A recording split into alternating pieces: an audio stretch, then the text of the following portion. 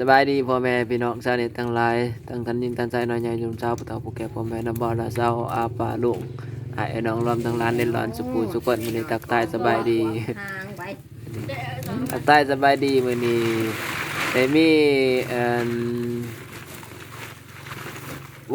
อิหยังวะผู้สนับสนุนเขาเอิ้นได้โอ้ยกูก็ได้โปรดิวเซอร์มีผู้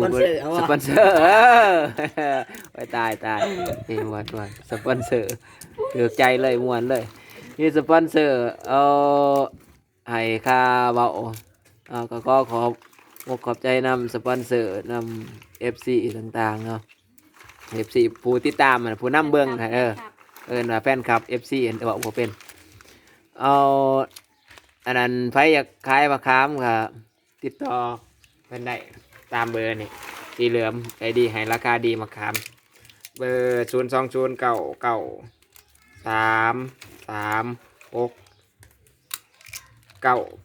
นี่ทั้งเทิงนี่แหละพี่ครับทั้งเทิงนี่กระปอกเมียนขายให้สีเหลือมของมันสีเหลือมบ้านดอนไร่นะครับอะไรเป็นนี่กระปอกเมียนขายให้สีเหลือมบ้านดอนไร่รถรถใต้ก็ไปบริการเพิ่นก็ได้พี่น้องผู้ใดอยู่ไกลติดต่อเพิ่นตามเบอร์นี่แหละไกลรถไถรถจักรรถหุ่นใดแล้วแต่โทรถามเพิ่นก่อนราคาเป็นกันเองซ่อมแปลงรถก็ได้มะขามก็ราคาดีนี่มีหลายอยู่นี่กระปอกนี่ก็ยังกองไว้เยอะนี่เตรียมเป็นขายให้นี่3-4ตรงทางนี้ทางพวกนี่ปอกมะขามก็ดีใจได้ไปใหม่เคยใหม่แล้วนี่ก็เนี่ยแล้วนี่สาวหนึ่งนี่ก็บ่าวหนึ่ง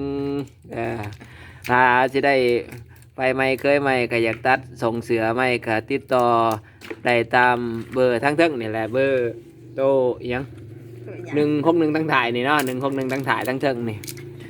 บริการโดยหน่อยตัดยิบอยู่บ้านซ่อนผักเหมือนปะบ้านซ่อนผักเพื่อนอยู่ทั้งแวบ้านบุงขาแวเขาบ้านไม้สิงสมบัตินะพี่น้องเพื่อนเพิ่นตั้งอยู่ข้างขวาใน3แยกนั่นแหละซื้อจะได้เกาะหารเพิ่นซื้อเฟซอันนี้หน่อยตัดนี้ซื้อทั้งเฟซเพิ่นหน่อยตัดเย็บนี่แหละในช่องนี่แหละติดต่อตามเบอร์นี่แล้วราคาตัดเย็บเป็นกันเองสินเสื้อพี่น้องตัดงามบ่งามก็ไปบริการเพิ่นเบิ่งถ่ายอย่างโหเนาะราคาเป็นกันเองแล้วก็มื้อนี้ก็ทักทายสบายดีกันซำนี้เนาะมีก็อันนั้นติดต่อผู้ใดมีความสนใจติดต่อไปสิเป็นแปลงรถใต้รถเพสิเป็นมะขามนี่ราคาสั่นๆได้มะขามนี่ขึ้นลง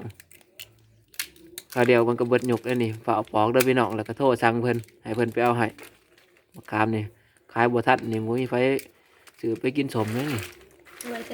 ใส่ต้มไก่แนวเดียวเลย ขายว่าท่านวัดยกเขาสื่อนี่ใส่ต้มไก่อย่างเดียวได้นี่เลี้ยงไก่ไปเรื่อยๆเลย